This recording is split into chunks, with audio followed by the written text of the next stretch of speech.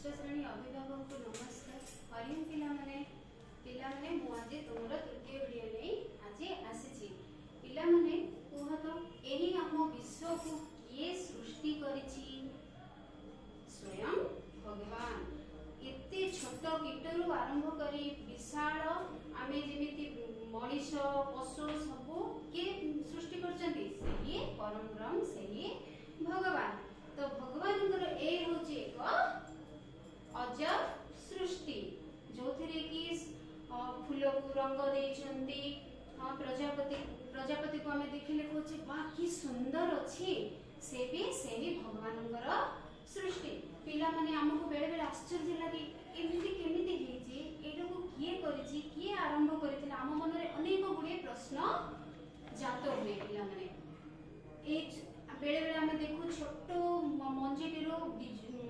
मंजीटीरो गछटे सृष्टि होछि। सेही गछ धीरे धीरे कोन होछि पिला माने छोटरू बड़ आपे आपे हे जाउछि। सेही परि छुआटी जदि जन्म होछि से कोन करछि पिला माने देखो छोटरू बड़ से आपे आपे हे जाउछन्ती। आमे जेमति कृत्रिम वस्तु सृष्टि करछे पिला माने हम ताको छोट करूछे बड़ करूछे किंतु जोटा प्राकृतिक जोटा भगवानकर सृष्टि सेटा सब आपे आपे हुए। से होछि हम भगवानकर सृष्टि। आमे ताको निजे करिबु चाहिले भी आमे ताहा निजे करि परिबा नाही। तो पिला माने सेही परे देखो पिला माने एबे जदि आमे किछि भी देखो हम चारि पार्श्व रे जहा भगवान सृष्टि करिसंती जेमिति कि ऋतु परिवर्तन होची दिन राति होची। हां एटा आमे पाठरे पढिचे जे ए सब वैज्ञानिक कारण रो होची किंतु होची पिला माने किछि एमिति जिनिस भी अछि एमिति भी किछि अछि जोटा कि वैज्ञानिक माने भी भगवानकर सृष्टि ऊपर विश्वास रखुचंती। पिला माने बहुत गुडी जेमिति अछि ए सृष्टि होची भगवानकर एक विचित्र सर्जना। हन नै पिला माने सेही भली आमे आजिरो ए ओडिया पाठटी अनंत सर्जना विषय रे पढिबा। अनंत माने के पिला माने अनंत होचंती सेही भगवान जहांकर अंत नाही से होचंती अनंत। बेले बेले में हे अनंत कोटि प्रभु बोली प्रेयर भी अछि प्रार्थना भी अछि आमे पढिछि का को हमें प्रेयर करछे से भगवान को संबोधन करूछे अनंत बोली। तो तांकर सर्जना माने सृष्टि सेही विषय आज आमे पढिबा पिला माने। तो एठी किछि शब्दार्थ मु लिखि देछि पिला माने याको भलो भाबरे पढि नबो। तो एही अनंत सर्जना को किए रचना करिसंती बा लिखिसंती से होचंती डॉक्टर दुर्गा माधव पृष्टि। तो एही अनंत सर्जना गद्यटीर लेखक किए पिला माने डॉक्टर दुर्गा माधव पृष्टि। तो पिला माने पृष्ठा 13 बाहर कर। तो आमे पाठ पढिबा पूर्वरु मु दुर्गा माधव पृष्टि को विषय रे किछि पढि नेबी। तो डॉक्टर दुर्गा माधव पृष्टि वृत्ति रे ओडिया भाषा और साहित्य विभाग रो जणे प्राध्यापक थिले। से ढेंकानाल जिल्लार प्रसिद्ध शरण श्रीक्षेत्र एकघरिया ग्राम रे 1957 मसिया सेप्टेम्बर मास 8 तारिख रे जन्म ग्रहण करिथिले। डॉक्टर पृष्टि जणे उच्च कोटिर प्राबंधिक थिले। से बहुगुडे प्रबंध रचना करथुले। तो तांको रचित गवेषणा पुस्तकटी होची ओडिया वैष्णव रस साहित्य रे कवि दीनकृष्ण काव्य रस विनोद। एतद्व्यतीत तांको रचित पुस्तक गुड़िक हेला साहित्य संस्कृति सिद्धांत, आम साहित्य, आम संस्कृति, महिमा धर्म कथा और कहानी,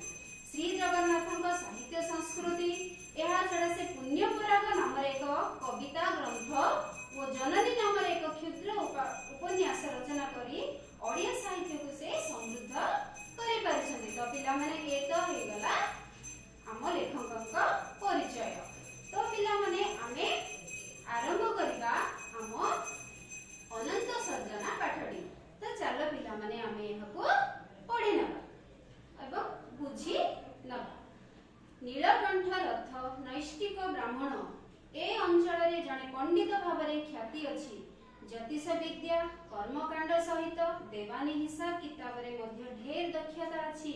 गुणरे निरहंकार तथाकथित ज्ञानी मानक ठारू स्वभाव रे टिके नियारा मनिष जणे। गांटी ना पाटर पदा हेले खरदार प्राय 24 वर्ष भितरे समस्ते तांको जानନ୍ତି। ग्रामीण होय कि पारिवारिक हो प्रत्येक समस्या समाधान पई न्याय हिसाब सभा रे तांको समस्ते देखंती। त नीलकंठ रथ हेउचंती जणे नैष्टिक ब्राह्मण।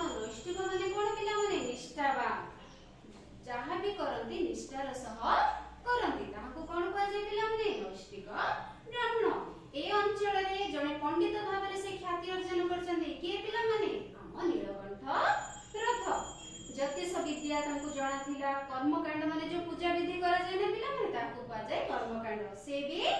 से करूथिले वो देवानी हिसाब किताब मध्य तांकर ढेर दक्षता से देवानी हिसाब किताब माने कोन पिला माने देवानी माने आजि काली किछि भी एही शब्दर प्रयोग करा जाउ नै तेनु तुम मानको देवानी माने कोन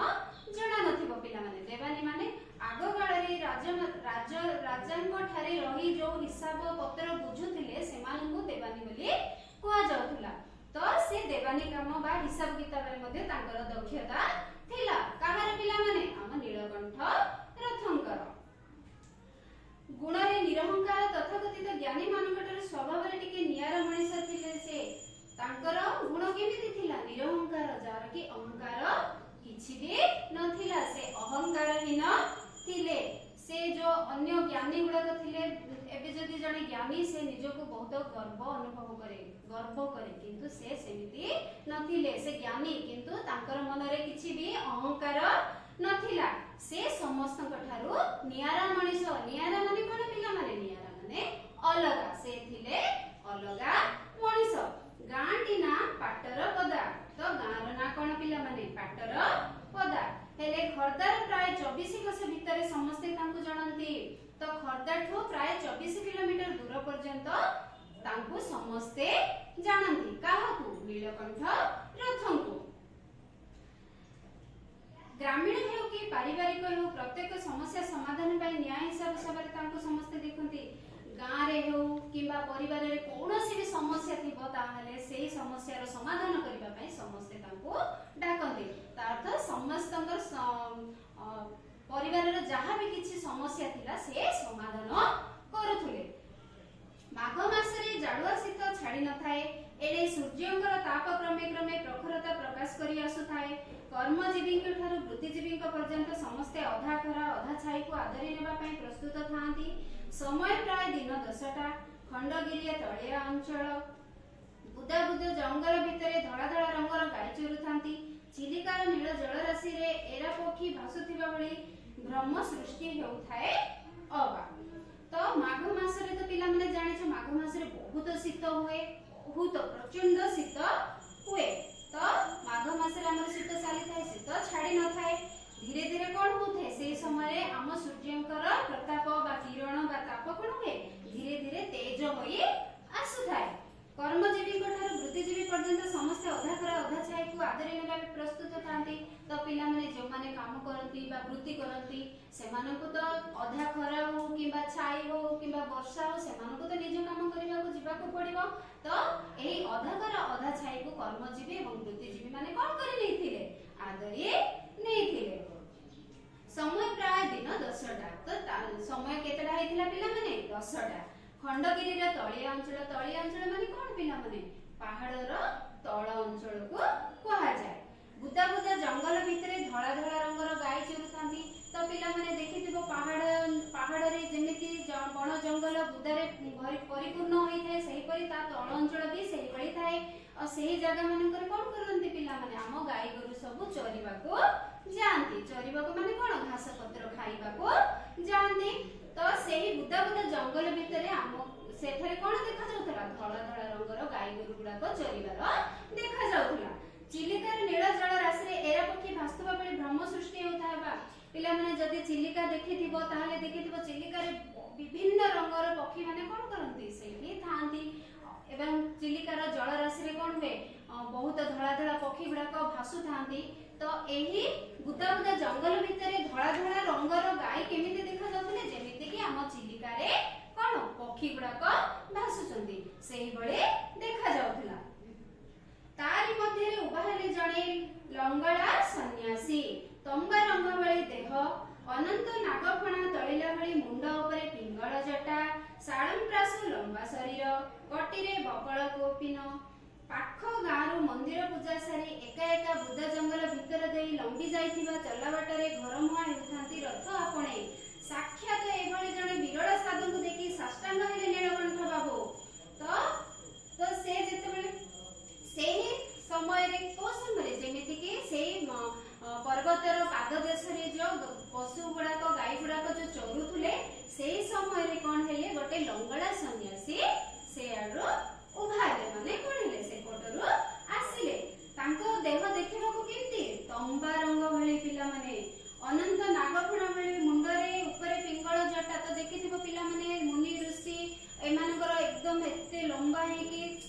जटा मुंडरे से माने बांधी थांती जटार रंग देखिबा को केमती पूरा तंबा वर्णर पिंगल वर्णर देखा जाय पिला माने देखिथिबो जेमती हम भगवान विष्णु का मस्तक रे कोन नागफणा अछि सेई भଳି कोन हम सन्यासी जटा देखा जाउथला। शालंप्रास लंबा शरीर शाल गछ भଳି तांकर कोन लंबा शरीर कटी रे बकळ कल्पिन कटी तो अंटा देश को कहा जाय पिला माने कटी रे से कोन पिंदिथिला पिला माने से पिंदिथिले बकळ बकळ माने कोन गछर छाल किबा पिला मन जानिथिबो तो मुनि ऋषि माने से माने वस्त्र व्यवहार करू नथिले से माने कोन करथुले बकळ गछर छाल बकळ ए सब पिंदुथिले। कौपिन माने कोन पिला माने कच्छा कच्छा को कहा जाय कौपिन। पाख गाँव मंदिर पूजा सारी एका एका बुदा जंगल भितर दे लंबी जाइथिबा चला बाटे रे घर मुहाइथांती रथ आपणे तो पाखरे जो जंगल बुदा थिला सेही भितर देकी गोटे रास्ता थिला देखिथिबो पिला माने दुई पार्श्व रे जंगल गछ लता परिपूर्ण होइथिबो एवं मझिरे गोटे सरू रास्ताटे थिबो सेही भले गोटे रास्ता रो आम नीलकंठ रथ ब्राह्मण जे कि नैष्टिक ब्राह्मण से कोन करथिले घर आडकू चली जाउथिले। एही समय हठात तांको सामना रे एक विरल साधु को देखि से साष्टांग हेले। साष्टांग माने कोन पिला माने साष्टांग माने आम मस्तक रो पाद जाए जो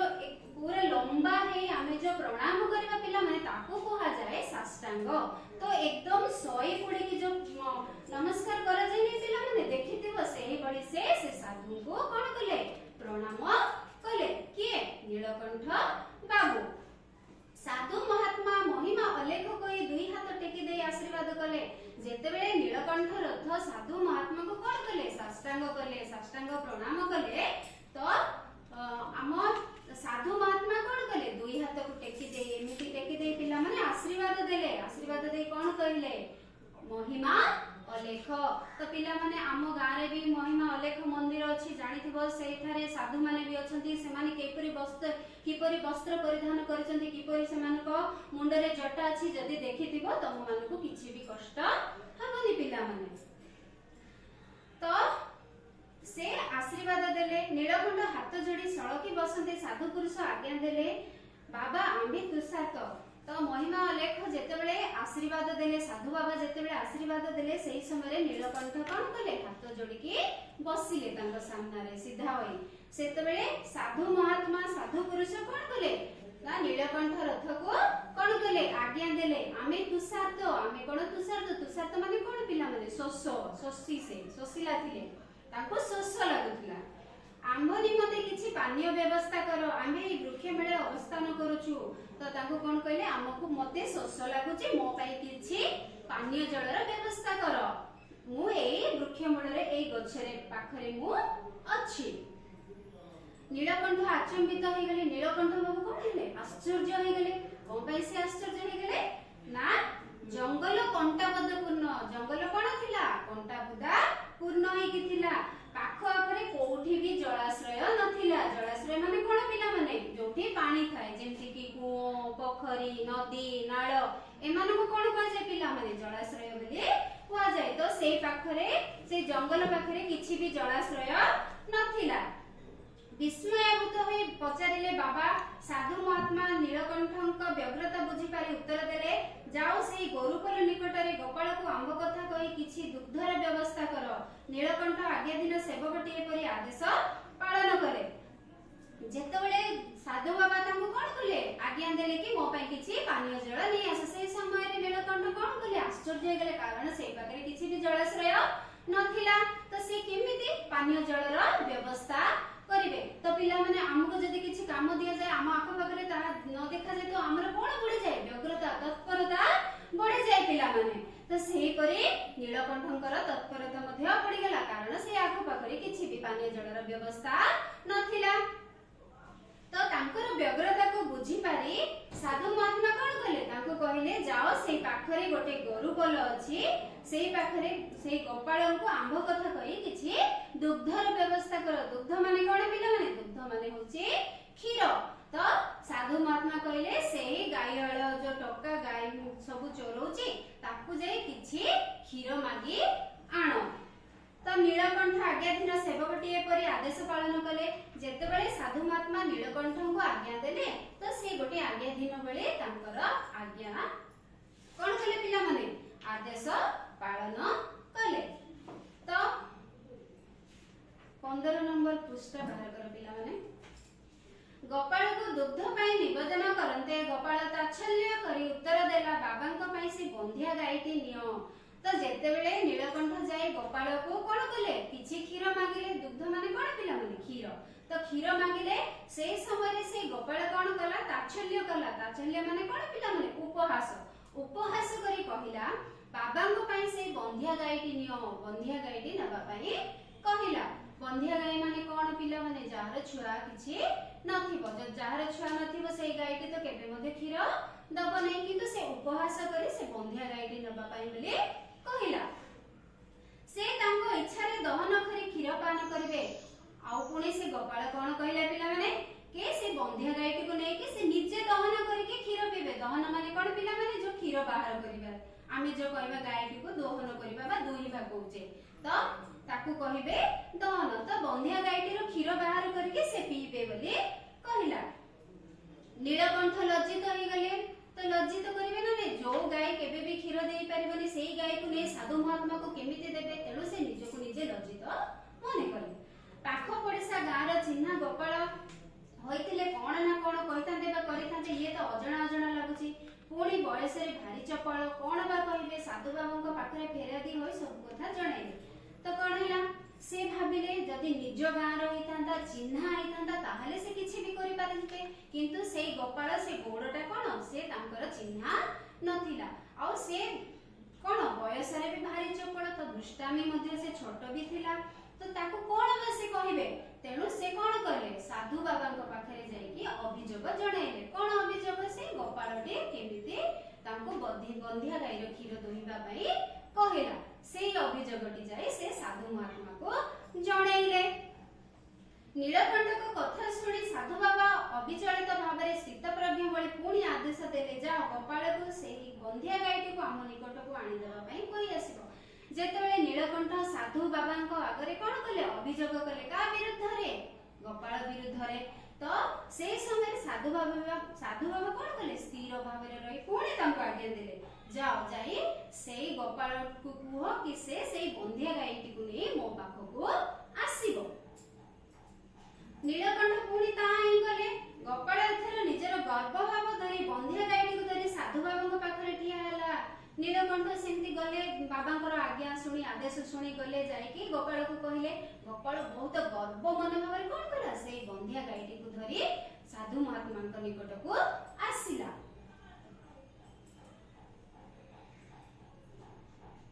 ବାବା କହିଲେ, ଆସ ବାପା ତୁମେ ଏଠାରେ ବସ, ଆମେ ନିଜେ ନିଜେ ଦହନ କରିବା। ଗୋପାଳ ଶୁଣି ଆଶ୍ଚର୍ଯ୍ୟ ହେଲା, ଉତ୍ତର ଦେଲା, ବାବା ବନ୍ଧିଆ ଗାଈ, ଆପଣ ବାବାଜୀ ଲୋକ, ଦହନ ଜାଣନ୍ତି ନାହିଁ। ତ ସେଇ ଗୋପାଳକୁ ଦେଖି ସାଧୁ ମହାତ୍ମା କଣ କହିଲେ, ତ ବାପା ଏଇଠି ଆସ ବସ, ଆଉ ମୁଁ ନିଜେ ନିଜେ ଯାଇ ସେ ଗାଈଟିକୁ ଦହନ କରିବି। ଦହନ କରିବି ମାନେ କଣ ପିଲାମାନେ କ୍ଷୀର ବାହାର କରିବା। ତ ଗୋପାଳ ଏହା ଶୁଣି ଆଶ୍ଚର୍ଯ୍ୟ ହେଇଗଲା, କାରଣ ବନ୍ଧିଆ ଗାଈ କେବେ ବି କ୍ଷୀର ଦବ ନାହିଁ, କିନ୍ତୁ ସେ ସାଧୁ ମହାତ୍ମା କେମିତି କହୁଛନ୍ତି ଯେ ସେ କ୍ଷୀର ଦହନ କରିବେ। ସେ ତ ଜାଣିଛନ୍ତି, ଯଦି ସାଧୁ ମହାତ୍ମା ସେ ଜାଣିଛନ୍ତି ବନ୍ଧିଆ ଗାଈ କେବେ ବି କ୍ଷୀର ଦବ ନାହିଁ, କିନ୍ତୁ ସେ କେମିତି କହୁଛନ୍ତି ଯେ ସେ ଯାଏ ସେ ବନ୍ଧିଆ ଗାଈର କ୍ଷୀର ଦହନ କରିବେ। ତ ଉତ୍ତର ଦେଲା ସେ, ବାବା ବନ୍ଧିଆ ଗାଈ ତ ଆପଣ ବାବାଜୀ ଲୋକ, ଆପଣ ତ କ୍ଷୀର ଦହନ କରିବା ଜାଣନ୍ତି ନାହିଁ, ଆପଣ ତ ଜାଣିନଥିବେ କ୍ଷୀର କେମିତି ଦହନ କରାଯାଏ। ଆଚ୍ଛା ତାହେଲେ ସେ କାମ ତୁମେ ନିଜେ କରିଦିଅ। ତାହେଲେ ସାଧୁ ମହାତ୍ମା କଣ କହିଲେ, ତାହେଲେ ଯଦି ମୁଁ କ୍ଷୀର ଦହନ କରିବା ଜାଣି ନାହିଁ, ତାହେଲେ ତମେ ନିଜେ କ୍ଷୀର ଦହନ କରିଦିଅ। ଆମେ ତୁଷାର ତ ଆମେ ଶୋଷିଲା ଅଛୁ, ଆମକୁ ବହୁତ ଶୋଷ ଲାଗୁଛି। ଗୋପାଳ ବାବାଙ୍କ ପାଖରେ ଥିବା ଏକ ଗୋଡୁ ଲଟାକୁ ଭାଣ୍ଡ କରି ବନ୍ଧିଆ ଗାଈ ପାଖକୁ ବଡ ସନ୍ତର୍ପଣରେ ଗଲା। ତ ଗୋପାଳ କଣ କଲା ନା ତା ପାଖରେ ଯୋଉ ଗୋଡୁଟା ଥିଲା, ଗୋଡୁ ଲଟା ମାନେ କଣ ପିଲାମାନେ ଆମେ ଯୋଉ କହୁଛେ ଛୋଟ ପାତ୍ର ଢାଳ ଲୋଟା ଯୋଉ କହୁଛେ, ସେଇଟାକୁ ଗୋଟେ ହାଣ୍ଡି ଭାବରେ କରି ତାକୁ କଣ କଲା ସେଇ ଗାଈ ପାଖକୁ ଗଲା। ସେ କୋଉ ଗାଈ ପାଖକୁ, ସେଇ ବନ୍ଧିଆ ଗାଈ ପାଖକୁ। ବାବା ଏଣେ ଗଛ ମୂଳେ ଥାଇ ମହିମା ଉଲ୍ଲେଖ କରି ହାତ ଟେକି ଦେବା ସଙ୍ଗେ ସଙ୍ଗେ ନିବେଦନ କଲେ, ମାତା ତୁମର ସନ୍ତାନ ପାଇଁ କଣ ତୁମେ ନିଷ୍ଠୁର ହେବ? तो कौन है जेतेबेले गोपाल गाई बंधिया गाई पाखक गला कौन करी आम हांडी सदृश लटा को भांड करके जो गला धरिकी तो सेटा धरिकी जीवा समय रे भगवान कौन कले तांको गौ माता को प्रणाम करी कहले हे भगवान हे माता हे गौ माता तमे कौन निज संतान पाई कौन तमे निष्ठुर हबो की तो ए समय कौन हैला पिला माने एतिकी मात्र कथारे गोपाल अछिद्र चिर रे क्षीर स्रविवार देखिबा को पाइले तो ए समय कौन हैला तो से जोठी छिद्र नथिला छिद्र माने पिला माने छोट छोट कोणा थाए सेइठु कोन हुए क्षीर बाहर किंतु बंधिया गाई रे से छिद्र नथिला किंतु कोन हैला क्षीर बहिबारे लागिला तो देखो केमिते भगवानंकर सृष्टि बंधिया गाई भी क्षीर देई पारिला भांडटी को पता दे विस्मय चाहि रही थाए तो जो हांडीटी को से क्षीर देइबा पई नेकी जाइतिला सेटा को सेठी रखी आश्चर्य रे चाहिला काहे कि से निजे भी जाने जे बंधिया गाई केबे भी क्षीर देई परिबो नाही किंतु ए तो आश्चर्यर कथा जे बंधिया गाई रो कोन होची क्षीर बहुची दुधियाई गाई पखती गोमाता भଳି गाईटी दुई गड़ प्रसारी थक्का मारी ठिया होइता है तो देखिथिबो पिला माने जेउ गाई रो छुआ पिला हेथिबो सेही समय रे तारो बहुत गुडाई क्षीर बाहरे तो सेही गाई भଳି ही ए बंधिया गाईटी हालिया होई ठिया होई रहिथिला संगे संगे पांच माड़िया गरुटा पूरी उठिला तो से जो गरु आमे आजिकल पिला माने लीटर मीटर एमती सब केजी एमती सब माप करूचे किंतु आग काल रे कोन थिला माणो एमती सब माप थिला तो सेही हांडीटी केते क्षीर धरतुला 5 माण से 5 माण हांडीटा पूरा भर्ती हे गला पिला माने गोपाल ढेर गाई दुईची हेले ए गाई रो क्षीर नियारा ईसत हळदी मरा रंग फेणरे गोडुटी पूरी उठिची महमह होई क्षीर भांडटी भासी जाउची पितळ लटाटा तळु जेपरि नियारू बाहरिला बेले उत्तप्त होई गलाणी गोपाल बाबा को नै गोट्टा पड़ी गोडुटा को धराई देला तापरे पिला माने जेते बेले से 5 माणिया कोन हैला हांडीटा जेते बेले भर्ती हे गला एटा नै कि देखि कि आश्चर्य होई गला से गोपाल कारण से अनेक गुडी गाई को कोन करची दहन करिछि किंतु ए होची एकदम अलगा क्षीर केमती देखिबा को क्षीर ईसत पूरा एकदम लाइट कलर भली कोन हळदिया कलर देखिथिबो पिला माने आमे घरे भी मामी जेते बेले कहिबे टिके हळदिया रंगर टिके हळदिया रंगर क्षीर थिले ए क्षीरटा मोटा क्षीरटा रे आले पानी मिसा हेनी एमती कहा जाय ना नै तो सेही परी हळदी मरा रंग फेणरे जेते बेले आमे क्षीर दहन करबा ना पिला माने सेही समय एकदम फेण उठे तो पूरा सेही हांडीटा पूरा क्षीर रे हळदी ईसत हळदी रंगर क्षीर रे सेही हांडीटा पूरी उठिथिला महमह ए क्षीरर जदि भल क्षीर होइताय तो पिला माने से क्षीररु बासना बाहर तो पितळ लटाटा तळ जेपरि नियारू बाहरिला बेले उत्तप्त हे गलानी तो से क्षीर जते बेले दहन कराइतला जो हांडीटा रे दहन कराइतला ना पिला माने तार तळपटु एकदम गरम लागतला जेमति लागतला कि से जेमिति नियारू बाहरिची गोपाल बाबा को नै गोट्टा पड़ी गोडुटा को धराई देला तापरे पिला माने कोन कला से गोपाल से हांडीटा को नै से बाबा को देई देला बाबा आज्ञा हाथ टेकी बारण कले कहिले नियता को कोनोसी जल हृदय ढाली दियो तो बाबा कोन करे जेते बेले ए गोपाल नै से क्षीर हांडीटा को साधु महात्मा को देला तो साधु महात्मा नेबा पई मना कले आ कोन कहिले जे ए क्षीर हांडीटा को नै कोनोसी जलाशय रे ढाली दे जलाशय माने नदी किबा हृद पोखरी कुआ जाइले भी ढाली दबा पई से कहिले आम पई अलगा गाई थारु किछि दूध दहन करी आनो आ मने रख ठीक आजि थारु गोटे वर्ष मध्य रे एई बंधिया गाई एक संतान प्रसव करिवो एहा को तुमे नै जत्न रे पालन करो तापरे कोन हैला से मना कले से क्षीर नबा पई पुणी गोपाल को आदेश देले कि से अन्य एक गाई रो क्षीर बाबांग पई आनिबो एवं कहिले कि जो बंधिया गाईटी थिला एक वर्ष पर से गोटे संतान दब से संतान को कहिले जे गोपाल तार जत्न नब से गोपाल को आदेश कले देखो पिला माने भगवानंकर महिमा ताको महिमा रो कोन हबो बंधिया गाई क्षीर देला पुणी से संतान प्रसव करिवो माने जन्म करिवो एक थरे गोपाल दुग्ध लटा धरी हृद उद्देश्य रे चलीला मने मने विचारिला ए निश्चय ब्रह्म पुरुष नचेत बंधिया गाई क्षीर देला केमिति तो जेतेबेले गोपाल कोन कला से दुग्ध हांडीटाको बा से दुग्ध ढालटाको धरके कोन कला कोठी जलाश्रय अछि सेटा खोजिबा उद्देश्य रे से गला जायके मने मने भी भाबु थाई कोन कि ये होचनी निश्चय ब्रह्म पुरुष माने भगवानकर गोटे अंश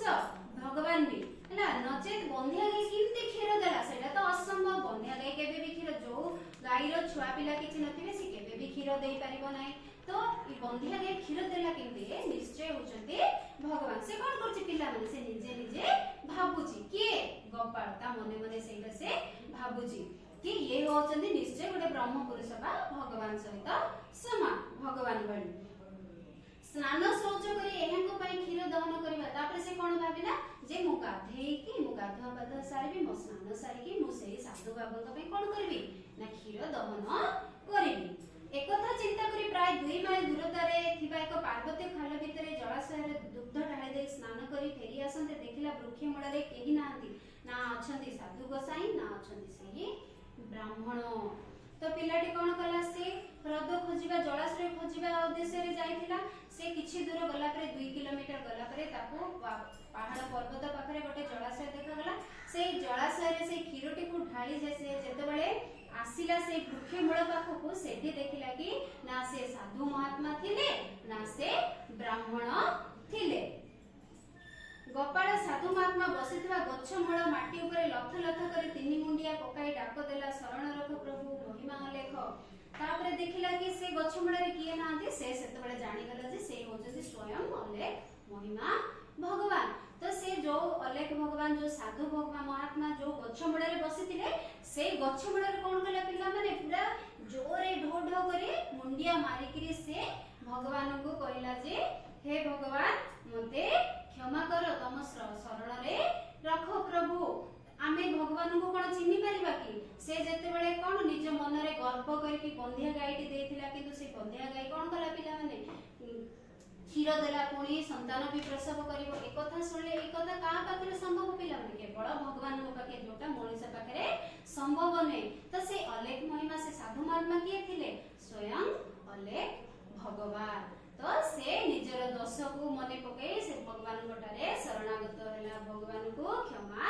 मागिला तो पिला माने देखो भगवानंकर अनंत सर्जना जोटा कि मनुष्य पक्षरे संभव न तो पिला माने केमिति लागिला तुमको पाठटी भल भाबरे पढी नबो एवं